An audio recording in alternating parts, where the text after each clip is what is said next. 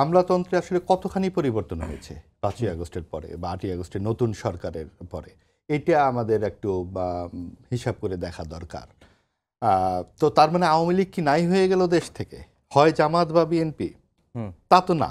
তার মানে আওয়ামী লীগই তো এখানে আছে। তাহলে কি তারা দল পরিবর্তন করলো? সেই যেরকম একটি বলা হয় গুপ্ত রাজনীতি, অর্থাৎ যারা আওয়ামী লীগ ছিল তারা কি জামাত হয়ে গেল?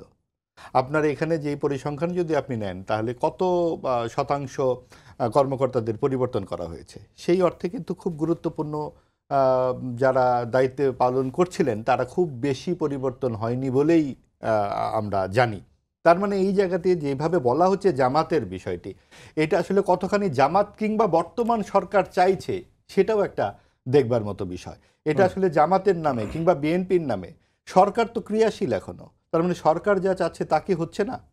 আমার ধারণা সরকার যা চাচ্ছে তাই হচ্ছে, এবং সেইখানে তার ব্যবহার করবার জন্য তার যেই উদ্দেশ্য সেগুলো চরিতার্থ করবার জন্য যা প্রয়োজন তাই তারা ব্যবহার করছে। সেটা ইতিবাচক হতে পারে, কোনো কোনো ক্ষেত্রে নেতিবাচকও হতে পারে।